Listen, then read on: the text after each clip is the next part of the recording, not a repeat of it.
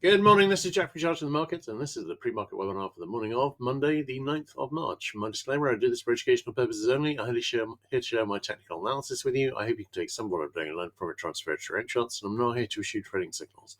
This is a video for paying subscribers at Charging the Markets or Substack.com. It's published on YouTube after a delay of 24 hours. All right, great. First thing to say is on the 5th of February, we had a double top breakdown that had a target in the 65.82 to 6 area, and the low yesterday was, I think, at 65.84. As I was measuring that during the bigger picture webinar yesterday, yes, it was. So that's now made the target area, and I've marked that in as having made target last night. One thing I was saying in the webinar yesterday was that the bands hadn't actually really widened out much on the daily chart, and as a result, possibly on NQ, but certainly on EAS and on RTY and on YM and their RTH equivalents, we were punching fairly far below the daily 3SD lower bands. Now that tends to be an area where you will unless you have a real market meltdown, that tends to be an area where you're looking for a decent rally to start, and so I was suggesting that we might well see a decent rally start. Obviously, since then, we're up about 80 points at the time of writing, and we've been up over 100, but we have seen that strong rally.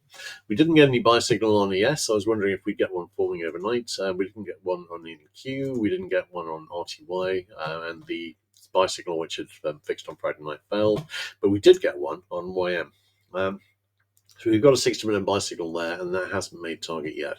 This one actually closed below the 3SD lower band on Friday, and then was down big at the start last night. So that was again very, very hard below.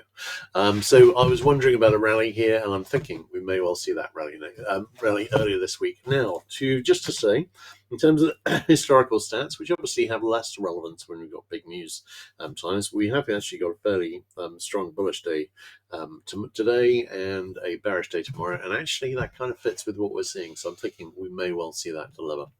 All right, DAX went lower, no current positive divergence. ESTX went lower, no current positive divergence, but we're not really looking. It's pretty obvious we're not looking at double bottoms on either of those, as we might have been on Friday night. Nikkei, we have gone lower. I think this was down something like 7%, which is a lot. But again, they import most of their oil, so that's the reason. Okay, let's have a look at the bigger picture charts. And ES, I was noting that. At the close on Friday, it was the 3SD lower band was at 67.20, and the close was at 67.43. So we're 20 points above, and we actually opened down. I think we were down about 145 or 150 points at one stage. So I was saying this was a sizable punch below the daily lower band, and at the very least, you tend to get a strong rally at that point. So I was warning that might happen, and I think we may well be seeing that now, and I think that might last today. SPX was again pretty close to the 3SD lower band yesterday. Dyer actually closed below it, which is unusual, or marginally below it, I think. They closed at 475. Oh no, I've got 3SD lower band at 472.40, but nonetheless, it was low. And that would be on a lot lower on the futures overnight. I'm wondering about a rally here. The bands are expanding now, and I think give it another couple of days, and it might actually start holding in the action here. But every time we go below the 3SD lower band, historically, there's a pretty good chance that you're very close to a strongish rally. So we already saw that once when we went below it here. We had a rally only lasted a day, but nonetheless, it was a decent rally which lasted a day. I'm thinking we may well see the same today. On the Qs, this actually was looking the strongest relative to the bands. This actually closed above the 2SD lower band on Friday, but nonetheless, it's we're still looking at some fairly compacted bands, and on Qs, these actually haven't started widening yet. All right, looking at IWM. IWM, we've got, hang on, bear with me. All right, IWM. We had here it was 231. Yeah, it was IWM. We closed below the 3SD lower band. And of course another big decline overnight yesterday on the futures. We will see how it goes, but again, leaning towards seeing a rally here, and I think that's probably what today is mainly going to be about. DAX, strong move down. Nikkei, strong move down, and the overnight action hasn't appeared here, but obviously is going to break this rising support trend line that we've got here. We don't have an obvious reversal pattern here. I'm wondering if a head and shoulders might form here or here if we get down to it in the just above 48,000. We will see.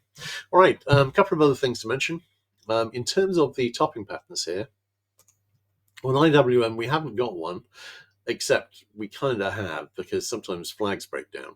This was a pretty clear bull flag, and this, if this is broken down, this will have a target down about the 237.5 area or 235 area, and I'll be marking that in for a post that I'm planning for tomorrow. All right, looking at the others, we've got the main pattern I'm watching on SPX is a head and shoulders, and that broke down already last week with a target in the 65.40 area. I think that's got a reasonable chance of being that target being made this week. In terms of the Qs, no obvious reversal pattern apart from this very large double top, which hasn't broken down yet, with support in the 580 area. And on Dia,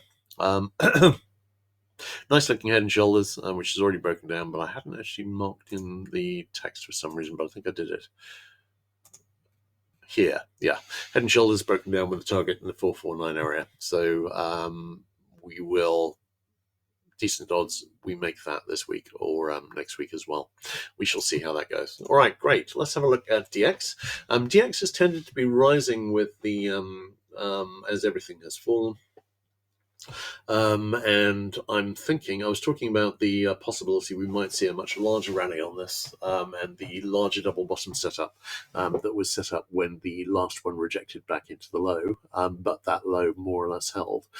So I'm wondering about a possible move up into the 104, 105 area. Looking at the other currencies, USD retested the low, possible not particularly nice double bottom setup. GBP USD hasn't retested the low and should really.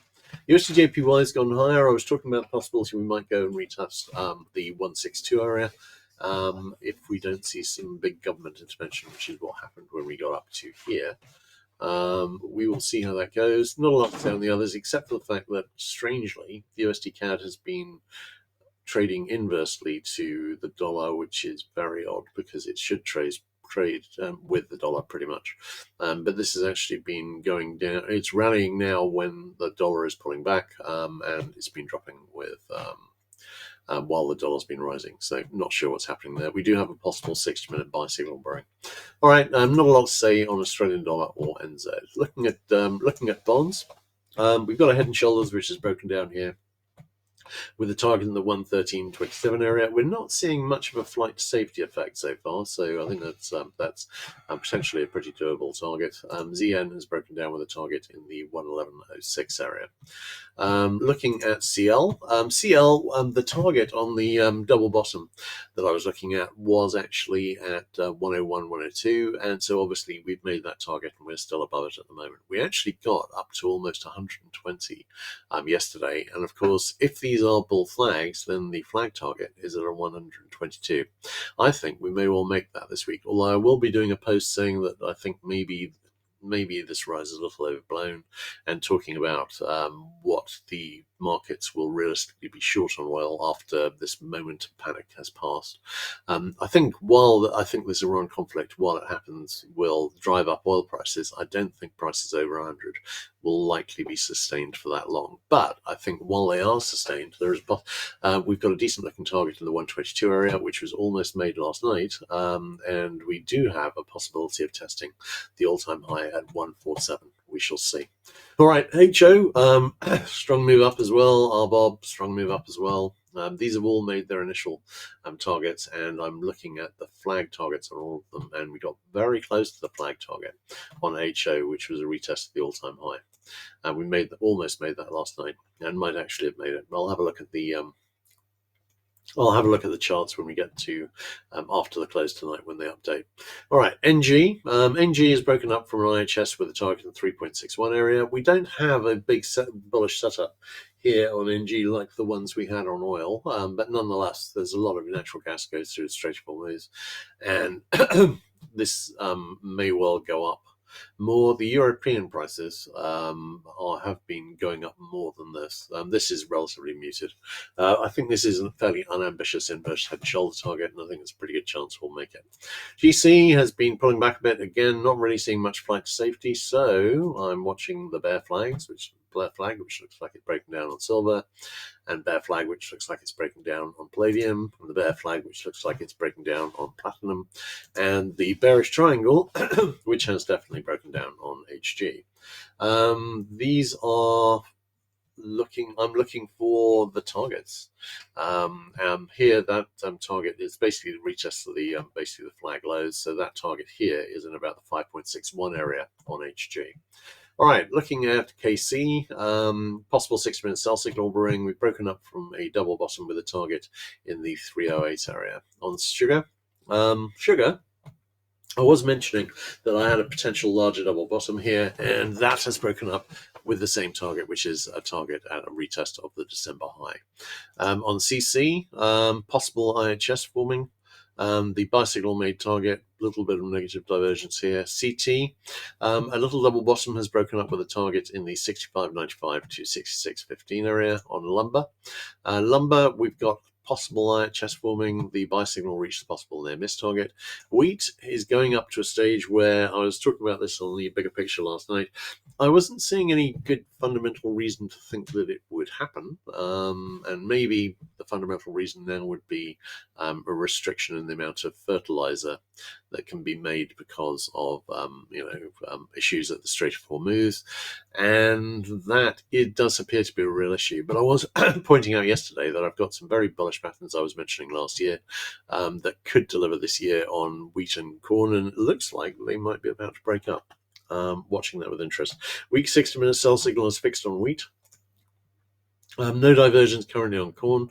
I was saying on so I was looking for a test of this retest this high. That's already been made. This very much no longer looks like a bear flag. On soy, again making higher highs. ZL making higher highs. Live cattle could have finished this retracement, but I am wondering if this might be an ABC, and I'm wondering the same on HE. So we shall see how that goes. All right, let's have a look at questions, of which we have none, in which case I think that's a wrap. Everyone take care, and I'll catch you guys again tomorrow. Cheers.